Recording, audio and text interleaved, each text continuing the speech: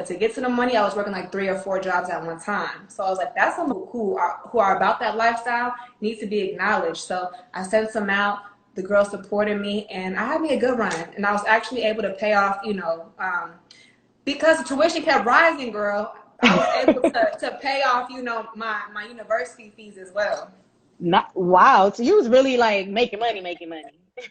I mean, money making mommy. How do you feel like that experience in entrepreneurship prepared you for the business of music business? Because I feel like sometimes artists forget that it's a business. I think it just made me more business savvy. I learned a lot through trial and error. There's this TikTok where it's like graphic designer, the shipper, the customer service. Oh, don't mind my there's just things when you're everything for that company, and that's what I did. I used to write out all my letters. I was customer service. I was meeting with the vendors. I was creating my own logos. I was packing and shipping out. I was doing everything. So it's just like, in that moment of time, I knew that I can do whatever I put my mind to. Because in hindsight, I'm like, how the hell was you doing that? Yes. And I know social media plays a big part in your early business as well as now. And you really know how to break the internet. You had the Red Cup Challenge, got all the girls bending over backwards, literally. You've got your Birkin Brads. The video you posted yesterday with the pop-up that was like your battery is about to die, that was hilarious, and I really was like checking my phone. So like, what do you think is the key to like social media? You know what? I think the key to social media is you being yourself, and it's easier said than done. But I think quarantine just allowed me to get back to my creative roots, because I was the only child for like 11 years. Same. So I have only child syndrome. So I have a lot of time when I'm by myself, which is why people have been able to see my personality come through. Because I'm at home. Of course, I'm working from home, but I'm also inspired because I'm in my natural habitat, which is by myself at home. Yeah, same. And I've been loving you venturing out and showing us more of your personality, including your Friday remake skit. So we've got one of Friday. My favorite movies. Yeah, what's the connection? Before I ask the next question, why do you like Friday so much? I'm sorry, someone called me and I ignored their call. Can you hear me now? Yeah, I can hear you.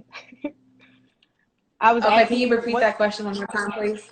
Yeah, what's your connection to the Friday movie? I just want to know.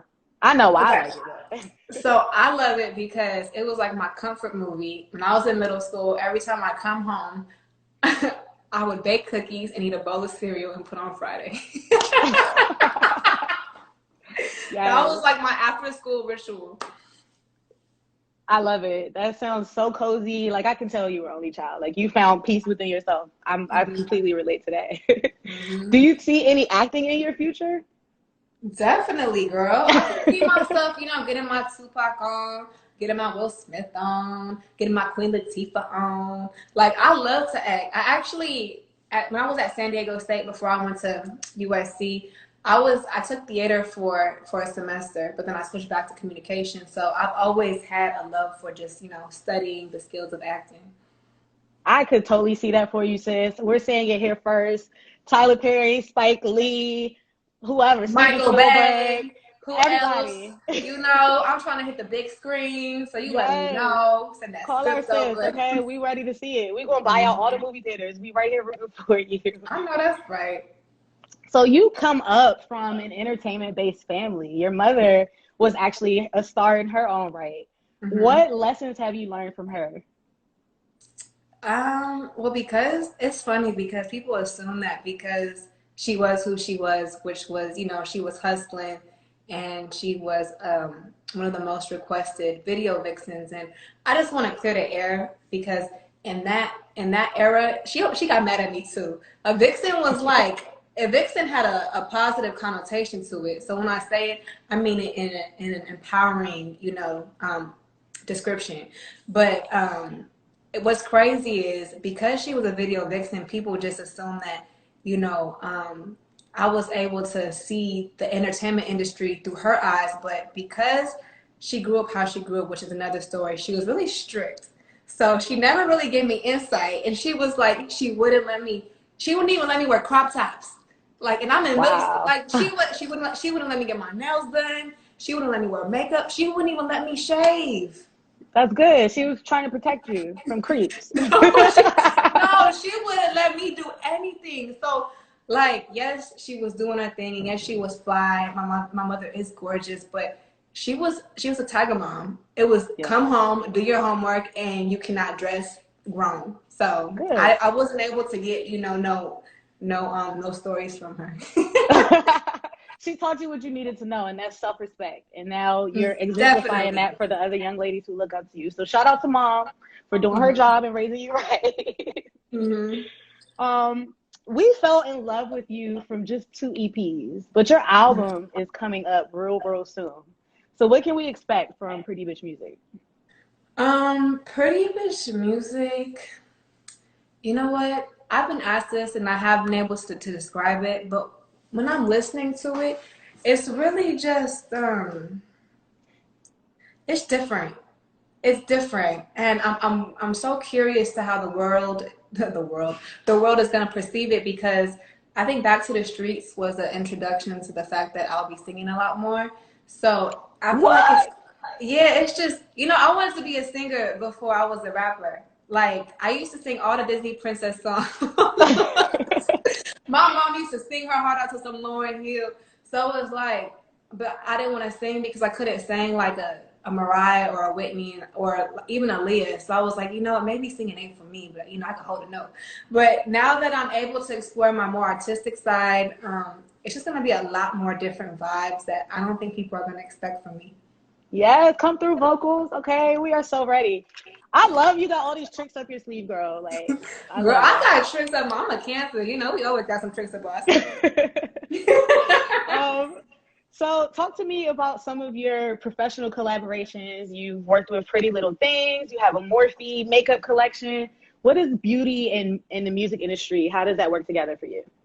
um, I always felt like me, girl. I always just want to do too much. I wanted to be a designer. I wanted to be an actress. I wanted to be a model. I wanted to be a rapper.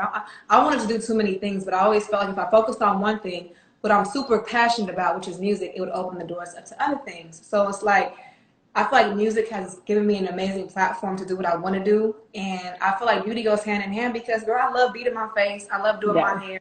I used to get my homegirls ready for their dates in college. So it's like I always love making women look beautiful. And I love, making myself look good too. So Baby. so I think it just goes so organically with my brand.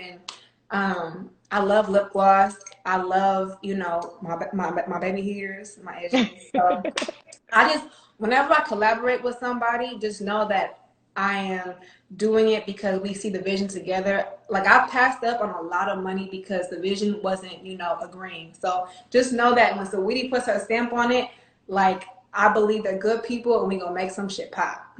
Yes. Yes. You're selective. I think that's really Very important as well. selective, You got to protect your brand. you got to. All right, one more question for me, and then we'll take questions from the floor, guys. So if you haven't already, click the question mark button and submit your questions. We're going to read them out loud. We first fell in love with you from your Icy Girl freestyle on the internet. Hmm. What do you think of where you are now compared to where you were Actually, what's crazy is I'm getting back to where I was then. And I only then? say that because when Icy Girl took off, my world just became a tornado. Like, oh my gosh, like being booked. Like my first show was in Turkey.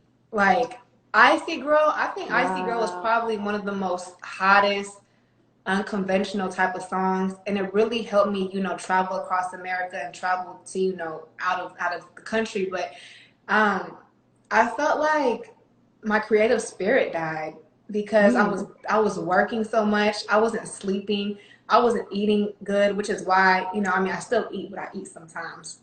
That's a different conversation. But there was a lot of things that were working against what was making me flourish when I had all this time to myself. So in quarantine and just with this transitional period of my life, I feel like I'm getting back to the Icy Girl era where I'm able to have a lot of creative input. I'm able to see things for what they are, like my vision. So I think yes, I'm a more mature type of Icy Girl, but I'm getting back to the roots of what made my brand what it is today.